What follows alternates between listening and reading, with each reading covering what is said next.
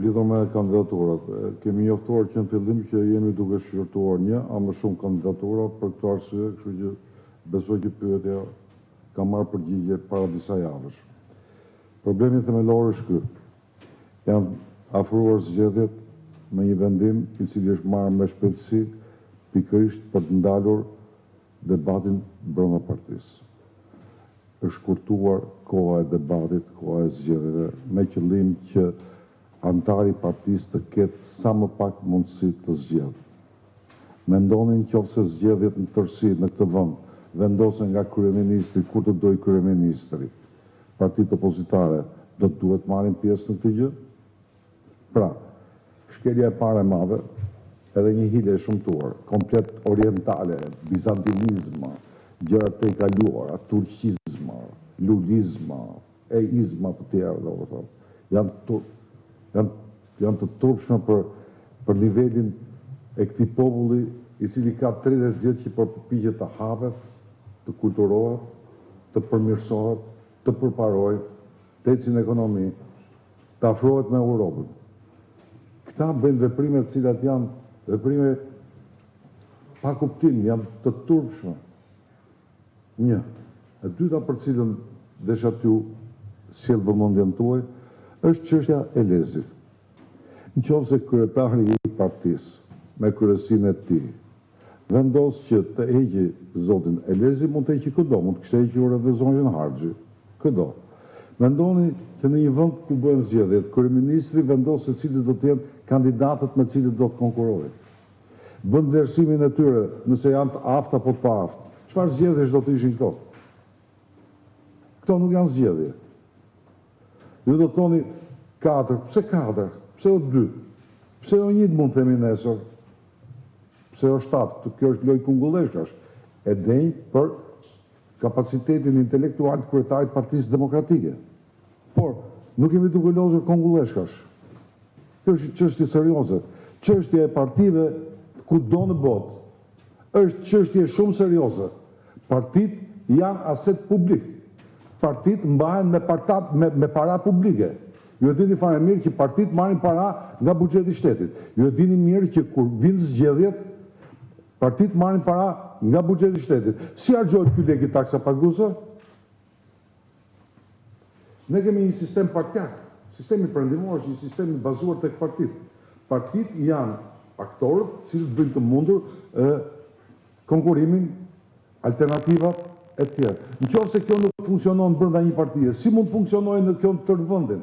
Nëse Lul Basha i shkurton zgjedhjet, shkurton kandidatët, nuk jep listat, çfarë besimi do kemi unë nesër sikur të zgjidhet kryeministri këtu një, çfarë mund bëjmë me zgjedhjet këtu? Ky mund të bëjë zgjedhje më keq se Edi Rama, kësaj. Ky është një problem serioz. Vim tek listat. Deklaroj që nuk japin listat se listat janë sekrete. Nuk ka lista sekrete. Vetëm grupet paramilitare të përdorura për disa vitesh Partinë Demokratike kanë pasur këtë natyrë. Me bluzat zeza e me demek për të treguar forcë dhe bëjnë ato gabime që kanë bërë. Partia është e hapur, antarët e partisë janë të hapur. Dega e partisë duhet të ketë listën e antarëve të saj. E gjithë partia duhet të ketë listën e antarëve dhe kandidatët duhet të kenë listën e antarëve. Nuk po themi për dhëna sensitive, nëse partia mban të dhëna sensitive, nuk e di çfarë lloji për antarët e saj, është një problem tjetër.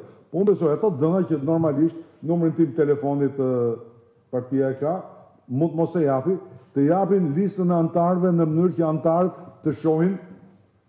Këtu botohen muaj përpara listat e zgjedhësve.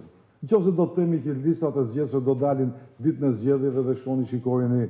Këto janë si zgjedhjet e Edi Ramës në 2003-shin, që e kishe shpinë në bloket dhe votojnë në Dajt, e kishe të Unaza dhe votojnë në Berat, e kishe në kombinate dhe votojnë në Laç, bashkë me të tjerë. E pra, listat e antarëve të partisë, që janë listat zgjedhore të partisë, janë një detyrim, nuk janë një favor që do t'i bëhet zonjës Harxhi apo kujdo qoftë. Janë një detyrim që antari i partisë të shkojë tek dega e partisë së tij, të shikoj emrin, ose nëse nuk e shikon emrin në listë, të kërkoj të drejtën për të votuar. Këto janë shkelje jashtëzakonisht të rënda. Nga kjo pikpamja, gara është e pabarabartë. Gara është në kushte pa drejta. Gara është minuar në mënyrë turkoshake, orientaliste, të paparë ndonjëherë në këtë vend. Kam bërë,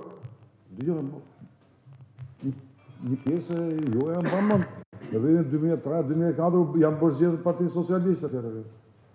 Vërtet ai Edi Rama arrinte aty dëgjonte të gjithë ato sulmet që I bënte Fatosi, po problemi është që në fakt u bë një fushat, e pranon fushatën. Ai e pranoi, kishte qëllimet e tij, ja mori partinë pas 2 vjetësh, është çështje tjetër. Po bën një fushat. Nuk bën fushat. E mba partinë për vete dhe bën pyetje ti sa do të vinë. E mirë është që të vinë gjithë, sepse unë do të dëshiroj që zonjën Harxhit ta dëgjojnë edhe ata që votojnë për Lutbashën sot, se mund të binden. Po ashtu si ata që do të vinë tek zonja Harxhit të dëgjojnë edhe kryetarin e partisë, se mundet ju të ndryshojnë mendjen. Kemi një parti. Kur jemi një parti, debati bëhet aty.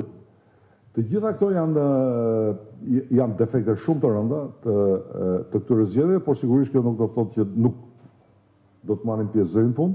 Kemi kandidatë shumë mirë dhe kjo nuk do të thotë se lufta mbaron në datë 13.